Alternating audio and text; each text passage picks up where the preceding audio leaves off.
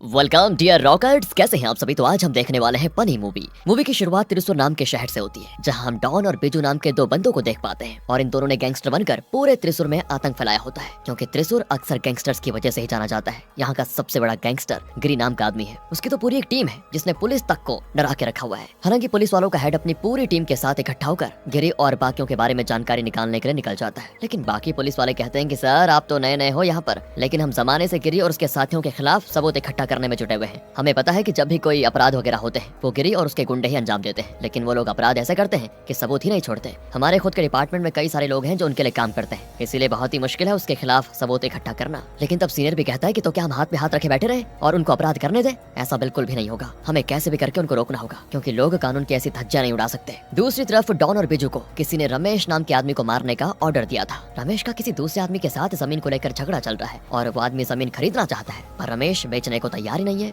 इसीलिए उस आदमी ने रमेश को मारने की सुपारी इन दोनों को दी है। इसलिए ये दोनों खुलेआम बीच पब्लिक के सामने रमेश को एटीएम के अंदर घुसा घुसा कर मार देते हैं। ऐसी सफाई से उन्होंने रमेश को मारा होता है कि आसपास से गुजरने वालों को भनक तक नहीं लगती। दूसरी तरफ गिरी अपनी पत्नी गौरी के साथ ऑफिस में होता है, जहाँ उसके पूरे परिवार के लोग आए होते हैं। क्योंकि गिरी की बहन का आज बर्थडे है, तो सभी उसे किस तरह से सेलिब्रेट करेंगे इसी के बारे में बात होती है। गिरी की एक कजन भी है जो कि एक आईपीएस ऑफिसर है। वो चाहे तो आराम से गिरी के खिलाफ सबूत निकाल सकती है, लेकिन वो ऐसा नहीं करती। साथ ही ये रमेश जो मरा ना अभी, वो असल में गिरी की ही गैंग का मेंबर था जिसकी हत्या हो गई है। वहीं डॉन और बिजू दोनों हत्या करने के बाद खुद को मासूम बताकर लोगों को चिल्लाते हुए कहते हैं कि देखो यहाँ किसी की लाश पड़ी हुई है, किसकी है ये? और ये सुनते ही वहाँ पर लोगों की भीड़ जमा हो जाती है। लोग पुलिस को फोन पर बुलाते हैं, जो उस एटीएम को सील करके वहाँ जांच वगैरह शुरू करते हैं। एटीएम वैसे पिछले कुछ महीनों से बंद पड़ा हुआ था, इसलिए वहाँ पर कैमरा भी नहीं था। हालांकि पुलिस को तो अपना काम करना ही था, तो वो रमेश के हत्यारे को पकड़ने का काम शुरू कर देती है। उन सारे लोगों की गवाही ली जाती है जिन्होंने सबसे पहले लाश देखी। उन लोगों में ये डॉन और बिजू भी शामिल होते हैं। अब वो दोनों त्रिशूर के निवासी थे, इसलिए उनका कोई खास रिकॉर्ड भी पुलिस के पास नहीं होता कि ये कोई क्रिमिनल है भी या नहीं। इसलिए पुलिस वाले उनसे उनका नंबर वगैरह लेकर उन्हें चेतावनी भी देते हैं कि जब तक हम ना कहें शहर छोड़कर मत जाना। दोनों भी हमें जवाब देकर चले जाते हैं। अब दोस्तों, एक हत्या करके वो दोनों काफी ज्यादा खुश थे कि त्रिशूर शहर में सबसे पहला कांड तो हमने कर दिखाया। ये तो सिर्फ शुरुआत है, अभी तो और भी कांड होने बाकी है। इसके बाद वो दोनों मॉल में आते हैं और कपड़े वगैरह चेंज करके अपना हुलिया बदल लेते हैं, ताकि जल्दी कोई उनको पहचान ना पाए। वहाँ पर आने के बाद उन्हें मॉल में गौरी दिखाई देती है, जो सामान खरीदने ही वहाँ पर आई थी। डॉन की नजर जैसे ही उस पर पड़ती है ना, तो वो उसे बड़ी गंदी नजरों से देखता है और जानबूझकर गौरी के पास से गुजर कर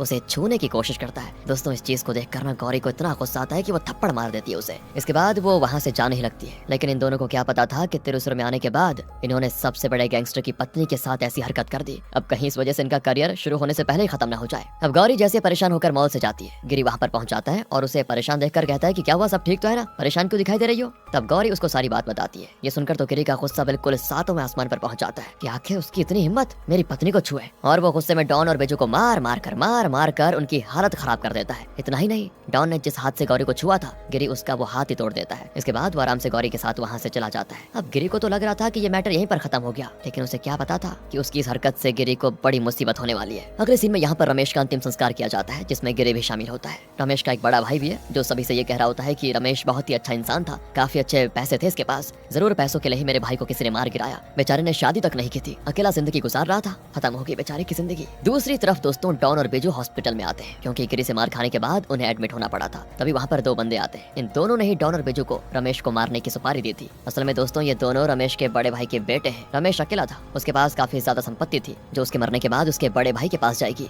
और एक बार ये दोनों भाइयों के पिता को वो संपत्ति मिल गई तो बस ये दोनों अपने पिता को भी मरवा देंगे। इतने खतरनाक है ये, ताकि सारी संपत्ति दोनों के नाम हो जाए। इसीलिए इन्होंने डॉन और बिजू को 10 लाख रुपए दिए थे रमेश को मारने के लिए, जो काम उन्होंने सच में कर दिया। अब इन दोनों ने वैसे अपना काम तो कर दिया था, लेकिन गिरी की मार उनके मन से जाती नहीं। जब भी वो आंख बंद करते हैं तो उन्हें गिरी का चेहरा दिखाई देता है। इसीलिए दोनों डिसाइड करते हैं कि हम गिरी की जिंदगी नरक से भी बदतर बना देंगे, ताकि कभी हमारे साथ वो आंख उठाकर भी ना देखे। अब गिरी से बदला लेने के लिए सबसे पहले तो दोनों उसका घर ढूंढते हैं कि असल में वो रह कहाँ रहा है। ज्यादा मेहनत नहीं करनी पड़ती उनको और उन्हें गिरी का घर मिल जाता है। इसलिए यहाँ से दोनों अब उन पर नजर रखना शुरू कर देते हैं। दोपहर के टाइम गिरी कुछ जरूरी काम से बाहर गया हुआ था और घर में गौरी अकेली होती है। इसी मौके का फायदा उठाकर ये दोनों घर में घुस आते हैं और गौरी को पकड़कर उसकी ही साड़ी से उसका हाथ बांध देते हैं। अब डॉन कहता है कि क्या है ना, तेरे पति ने हमारे ऊपर हाथ उठाकर बहुत बड़ी गलती कर दी है, हमसे पंगा लेने का अंजाम क्या होता है आज उसको पता चलेगा, तुम देखना अपनी आंखों से। इसके बाद वो दोनों मिलकर गौरी के साथ सारी गलत हरकतें करते हैं। बेचारी गौरी मदद के लिए चिल्ला रही होती है, लेकिन घर में कोई मौजूद ही नहीं होता। पर जब थोड़ी देर के बाद गिरी घर आता है, उसको सदमा लग जाता है कि आखिर ये सब क्या हो गया। गौरी उसे बता देती है कि वही मॉल वाले लड़के आए थे जिन्होंने मेरे साथ ऐसा किया है, और आज ये पहली बार था जब गिरी से किसी ने पंगा लिया था, यहाँ तक कि उसकी वाइफ के साथ ये हरकतें कर दी। वरना इससे पहले तो लोग उसके नाम से डरते थे, और आज तो गिरी की माँ भी उसे कह देती है कि बेटा उन लोगों ने जो किया है ना, उसके लिए उन्हें आसान मौत मत देना, तड़पा तड़पा कर मारना उनको, ऐसी हालत करना कि मरने के बाद भी मरे ना। गिरी की आंखों में भी गुस्से से उबलते हुए खून को साफ देखा जा सकता था कि अब वो उनको छोड़ेगा नहीं। दोस्तों, गिरी अपने सारे साथियों को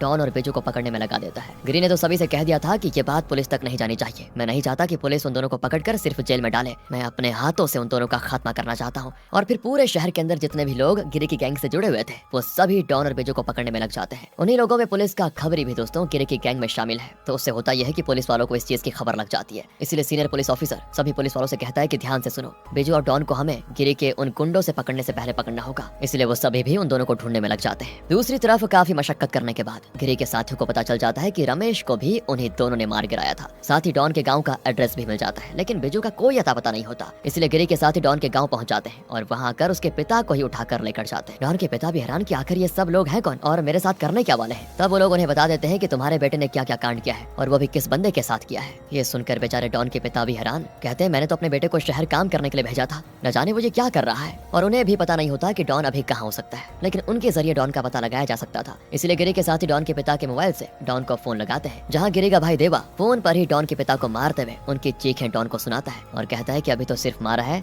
जल्द ही नहीं आया तो जान से मारने में भी देरी नहीं लगेगी, क्योंकि तूने जिससे पंगा लिया है ना तो कब्र में भी क्यों ना चले जाए, गिरी तुझे वहाँ से भी खोद कर बाहर निकाल लेगा। ज्यादा टाइम नहीं है तेरे पास, जल्दी अपने बाप को बचाना है तो पहुंच जा यहाँ। ये सुनकर डॉन एकदम से गुस्से में हो जाता है कि देवा की इतनी हिम्मत कैसे हुई कि मेरे पिता को मारे, दुश्मनी मेरे से थी तो मेरे पिता को बीच में क्यों लाया, नहीं छोड़ूंगा इसे, अब मैं भी गिरी के सारे करीबी को मार डालूंगा। इसके बाद तो वो और बिजू दोनों अपना फोन फेंक देते हैं ताकि फोन ट्रेस ही ना हो पाए। अब रात को देवा आराम से सो रहा होता है क्योंकि उसे ये लगता है कि डॉन अपने पिता को बचाने जरूर आएगा तो हम उसको पकड़ लेंगे। उस समय उसकी ये बात सच भी होती है। डॉन बिजू के साथ देवा के घर तो आ जाता है, लेकिन डरते हुए नहीं बल्कि डराने के लिए वो सोए हुए देवा का फायदा उठाकर उसे चेन की मदद से बेड से बांध देता है और थप्पड़ मार मार कर उसको जगाते हुए कहता है कि मैंने कहा था ना, मेरे मैटर के बीच में मेरे पिता को नहीं लाना चाहिए था, अब तू अंजाम भुगतेगा। इतना कहकर वो देवा को शूट करके मार देता है। और फिर क्या था, इस चीज की खबर जैसे ही गिरी को लगती है वो तुरंत देवा से मिलने जाता है जो कि मर चुका था। गिरी को तो समझ नहीं आता कि आखिर दो कौड़ी के लफंगों में इतना दम कहां से आ गया कि मेरी पत्नी के साथ ऐसा काम करे, उसके बाद मेरे भाई तक को मार दे। गिरी दोस्तों ये सोच सोच कर पागल हो जाता है कि अब मैं कैसे भी करके उन दोनों को अपने कब्जे में लेना चाहता हूँ। उन्हें मारूंगा नहीं, ऐसा मारूंगा कि बस।